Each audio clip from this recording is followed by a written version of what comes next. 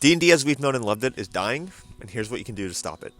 Hi, I'm Jacob from Roll for Damage, and today I'm going to be doing a short commentary video on D&D and the state that it's in right now, and how I think it can improve moving forward, and I think there's a lot of issues with the game and people's perception of the game that I want to really get through right now. Right now, we're in the middle of spring 2023, and if any of you know your basic history, or have been alive for more than 3 years, you know that COVID-19 was the thing that affected everyone.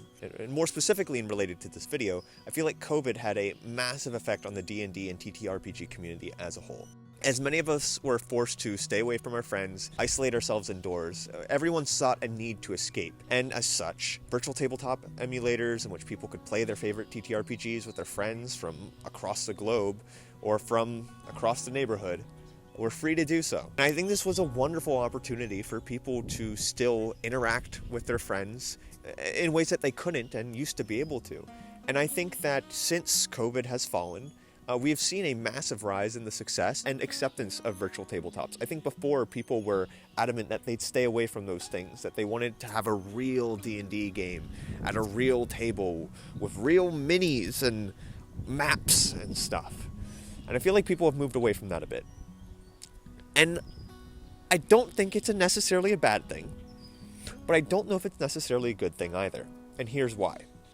Taking a step back, going back to about January of this year, let's look at the OGL.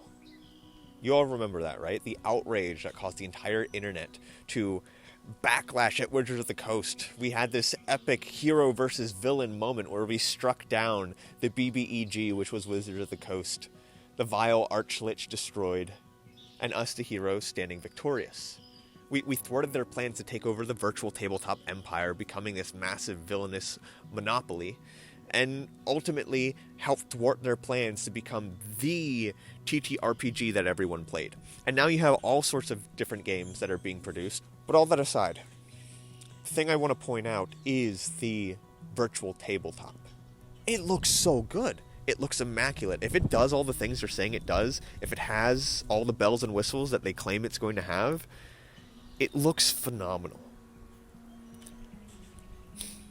But here's my issue with it. I don't think it needs to look phenomenal. I don't think your game needs to look phenomenal. And I need you to take a step back and think if you think it needs to. Just recently, I had a DM in which I've been playing his game for about 8 months do a radical overhaul of his game. And I'm not saying he changed a bunch of rules. I'm not saying he changed a bunch of lore. I'm not saying he did anything with the story of the game itself that completely changed. But it was the aesthetic that changed. It's not a bad aesthetic, but it's one I think that we should be wary of. And I don't think is a stigma that should stick. Previously in our campaign, we were using little colored meeples. We got Sharpies, we drew little designs on our little meeple, and he had a bunch of different colored meeples to represent his monsters, which I think worked fine. I don't think there's any issue with the way that the system worked. But just recently, he got for himself a whole lot of figures, which he is now desperate in trying to make sure he has the perfect one for each of our characters. He has the perfect one for all the monsters he plans on using. And ultimately, while it's fun and it's cool, I think it's been dangerous. I think it's taking away from what truly matters about D&D, and I don't think it's the way things look. I think so often people look at things like Critical Role and Dimension 20 and all these other string games out there that do a really good job at making a good D&D aesthetic. You know, they have good maps, they have good props, they have good tokens, they have good lighting, they have fog machines. Like, what? Fog machine? That's crazy. But the issue is, like the Matt Mercer effect, where I feel like for a long time, DMs felt like they had to be like Matt Mercer, I feel like we have another effect coming into play here, which I'm going to call the studio production D&D effect. A long name, probably needs to be shorter, but I think it's one that's very much so true. I think so often people think that they need to have all the bells and whistles. They need to have the best maps, the best props, the best tokens, the best music, the best ambience, the best lighting, the best fog. Fog, what is it with fog? But I think herein lies my issue, that people want big and awesome. And while switching to a digital D&D format makes that really easy and simple to do, I don't think it is necessary for your games. I don't think it is going to add anything that your game didn't have before, because ultimately the magic in D&D is you and the people who you choose to share your story, share your time, share your dice rolls with. And I think that's ultimately what really, really matters about this game. And I think that's something that we as a community are straying away from, and I think we should really bring back those core values that I feel like are so essential and were formative in the creation of D&D. Ultimately, it was a game of collaboration, a game of fun, working together as a whole. You didn't care about what tokens you had, about what maps you had, about what your things looked like. You just had some pen, some paper, and some props that you found. When I was playing in high school, what we had, legitimately, this is what we had. I'm not even joking. We had a piece of foam that one of our friends' dad drew a 1 by 1 inch squares across the entire thing, giving us a grid. Then we took a piece of plexiglass from a poster I had been given. It was a Star Wars poster. I took the plexiglass off. We put it on top. We would tape it down on top of the table. Then we would take markers to draw on that piece of plexiglass. And what were our tokens, you may ask? That's a great question. It was a mix of dice and little Pokemon figurines I'd picking up from some arcade back 3 years ago. That was D&D for me. That's what it started as, and that's ultimately where the charm of the game is for me. And I feel like nowadays people are so insistent on having the biggest, coolest stuff, and I've fallen into this trap too. Personally, for my home game that I ran for about 3.5 years, more and more as we progressed, I found out how to make cooler and cooler and more interactive and more immersive maps, which is great. I'm not saying it's bad. But the problem became that I was asking too much. Hey, does this look good? How do you guys feel about this? Does this feel interactive enough? Does this feel fun enough? And I really started to fall into the false mindset that having the big things were going to make the game better somehow. We're going to make my players have more fun. And it really doesn't. It actually doesn't do anything.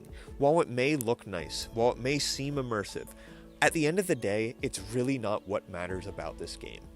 And I think that this is a trap that I want to encourage all of you to try to stray away from, to try to not fall into, as I myself have seen myself fall into. And that's why here at Roll for Damage, we're going to do our best to stray away from this.